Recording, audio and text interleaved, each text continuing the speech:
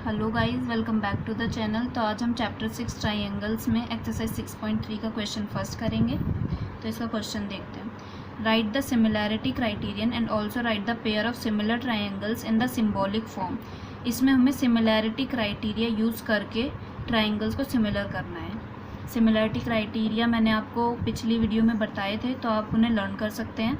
तो इसमें देखते हैं, 5 तो सेम वही थे। फर्स्ट देखते हैं, इसमें हमें 2 ट्रायंगल दिए हुए हैं, A B C and P Q R. इसमें हमें 3 एंगल दिए हुए हैं, इसमें भी 3 एंगल दिए हुए हैं। हमारे पास एंगल ए एंगल पी के इक्वल है, बी क्यू के इक्वल यहाँ पे दिया हुआ है और सी आर के इक्वल दिया हुआ है। तो ये हमारी कौन सी हो गई? एंगल एंगल एंगल से हमारी सिमिलर हो सकता है। तो हम यहाँ पर लिख देते हैं angle A equals to angle P, angle B equals to angle Q and angle C equals to angle R. यहाँ पर हम ये भी लिख देते हैं कितने कितने डिग्री के हैं,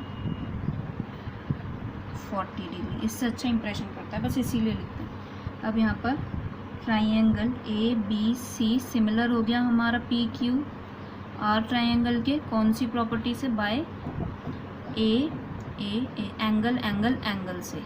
तो ये हमारा फर्स्ट पार्ट का सॉल्यूशन पूरा हो गया है। अब हम सेकेंड पार्ट देखते हैं इसमें ऐसे ही। तो ये जो सेकंड पार्ट है, इसमें हमें क्या करना था? इसमें भी हमें ए बी सी ट्राइंगल दिया हुआ है और पी क्यू आर दिया हुआ है। तो इसमें भी हमें वही सिमिलैरिटी क्राइटेरिया यूज़ करके लगाना है।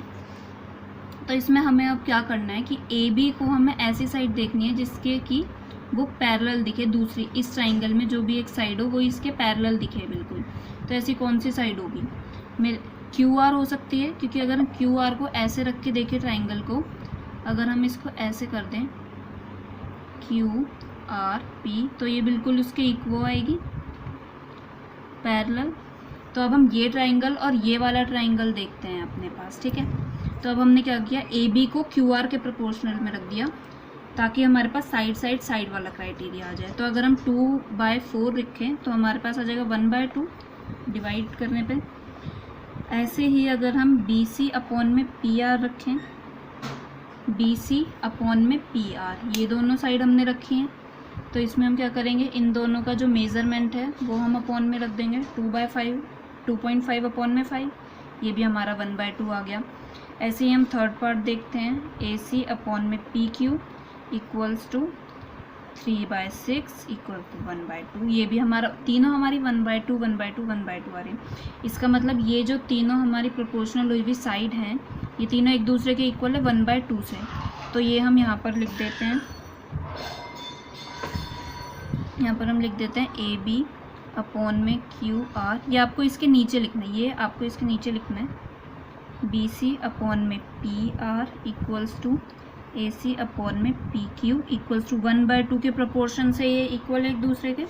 तो हमें अब क्या मिला, triangle A B C similar to triangle Q R P. ये हमें बिल्कुल ए के इक्वल क्यू रखना है, बी के इक्वल आर रखना है, सी के इक्वल पी रखना है, तभी हमारे ट्राइंगल सिमिलर होंगे। कॉन्ग्रुएंसी में तो हम कैसे भी रख देते थे, पर सिमिलैरिटी में हमें ऐसे ही रखना है, सेम होना चाहिए, वरना आपका कट हो जाएगा एग्जाम में भी। तो ये हमारे दोनों ट्राइंगल एक दूसरे सिमिलर आ चुके हैं, side by side side side से। तो अब हम इसका थर्ड पार्ट देखते हैं। ये जो थर्ड पार्ट है ये भी बिल्कुल सेकंड पार्ट के सिमिलर है। तो इसमें हम देखते हैं, यहाँ पर हमारी जो एम पी है, एम पी जो है वो हमारी वो बिल्कुल डी ई के इक्वल है। जो अगर हम देखें तो 2/4 1/2 का प्रोपोर्शन आ रहा है यहाँ पर।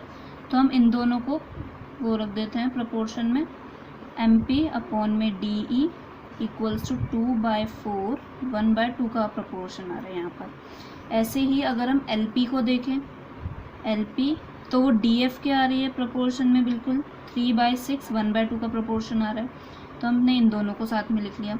अब हमारी बची एल एम अपॉन में रख देंगे हम ई एफ रख दिया हम। तो हमारे पास क्या है, 2.7 अपॉन में 5।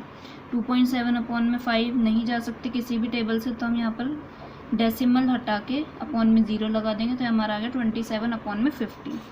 तो ये एक सिमिलर ट्राइंगल नहीं है, क्योंकि इसमें कोई भी क्राइटेरिया नहीं आ रहा है, क्योंकि एसएस वाला कोई क्राइटेरिया नहीं होता। अगर हम होता तो यहाँ पर लगा देते। तो हम यहाँ लिख देंगे नॉट सिमिलर, बस इतना लिखना काफ़ी है। तो अब हम इसका फोर्थ पार्ट देखते हैं। यहाँ पर ये सिमिलर नहीं आए हैं तो इसको हम ऐसे ही छोड़ देंगे, बस इतना ही आंसर है फोर्थ पार्ट में भी हमें ये 2 ट्राइंगल दिए हुए हैं MNL और PQR। तो इसमें 2 साइड और एक एंगल दिया हुआ है हमें, तो इसमें हमें 2 साइड दिए हुए हैं MN और ML और एंगल दिया हुआ है M। इसमें हमें PQ दिया हुआ है 5, QR 10 और Q दिया हुआ है 70। तो अगर हम यहाँ देखें ML साइड को अगर हम देखते हैं तो वो हमारी QR के बिल्कुल वो आ रही है, QR के 5/2 1/2 का प्रोपोर्शन हो गया 5/10 का। तो यहाँ पर हम लिख दें QR, इसका मेज़रमेंट है 5, QR का है 10, तो ये हो गया हमारा 1/2। अब अगर हम देखें MN साइड को, MN साइड जो है वो PQ के बिल्कुल वो आ रही है 1/2 का प्रोपोर्शन 2.5 और 5, MN अपॉन में Q P, तो इसका मेज़रमेंट है 2.5 और उसका है 5। तो इसको अगर हम डिवाइड करते हैं तो ये भी हमारा 1/2 का प्रोपोर्शन आ जाता है। और अब हम अगर एंगल M को एंगल Q के इक्वल लेंगे तो ये हमारे दोनों एक दूसरे के इक्वल है 70 डिग्री। तो हमारा ट्राइंगल जो है एंगल NML सिमिलर है, N किसके इक्वल होगा, P के, M Q के और L R के। तो NML PQR के बिल्कुल सिमिलर हो जाएगा बाय SAS प्रॉपर्टी से, साइड एंगल साइड। ऐसे यहाँ पर साइड एंगल साइड, दोनों के बीच में साइड है, तो हमारा ये हो गया। ये हमारा फोर्थ पार्ट भी पूरा हो चुका है। तो अब हम इसका नेक्स्ट पार्ट देखें। तो अब ये हमारा फिफ्थ पार्ट है जिसमें हमें ABC दिया हुआ है और DEF दिया हुआ है। AB 2.5 है, BC 3 और A एंगल जो है 80 डिग्री है।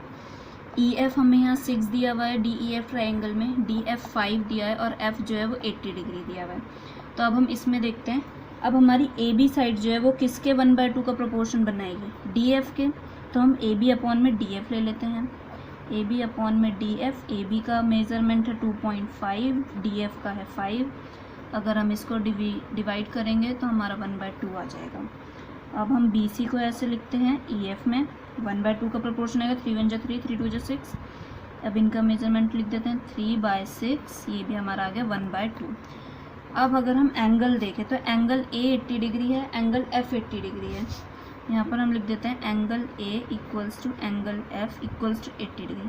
पर हाँ, अब हमारा ये एंगल भी आ गया, साइड भी आ गई इक्वल।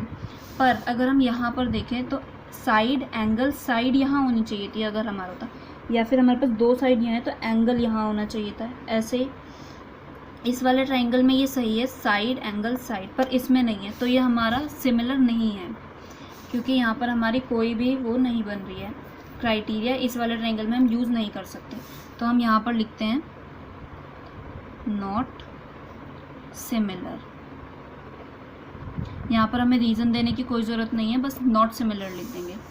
ऐसे ही अब हम 6th पार्ट पे आ जाते हैं। 6th पार्ट में DEF ट्राइंगल है जिसमें angle D 70 degree, E 80 degree दिया हुआ है। PQR में Q 80 डिग्री, R 30 डिग्री दिया हुआ है। तो अब हम इसमें लिखते हैं angle E equals to angle Q, ये हमें साफ साफ दिखा रहे हैं। E और Q एक दूसरे के इक्वल है 80 डिग्री पे।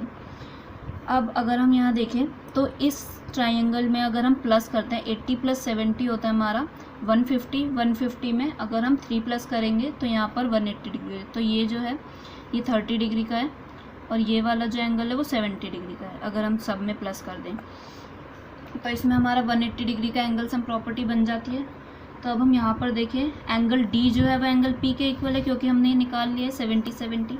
तो यहाँ पर हम लिख देते हैं angle D equals to angle P 70 degree है ये। ऐसे ही एंगल F एंगल R के इक्वल है, angle F equals to angle R 30 degree का है ये। तो अब हमें क्या पता चला, ये तीनों ट्राइंगल में एंगल एंगल एंगल है, सेम है, क्राइटेरिया यूज़ हो रहा है। तो अब हमें क्या मिला, triangle DEF similar to triangle PQR। E जो है E वो हम Q के इक्वल रखेंगे, D जो है वो हम P के इक्वल रख रहे हैं, F इक्वल है R के तो F के पास हम R रखेंगे। कौन से क्राइटेरिया से, A आपको ये जो है इनके साथ हमें कौन सा एंगल रखना है, एंगल के साथ एंगल का हमें बहुत ध्यान रखना पड़ेगा यहाँ पर।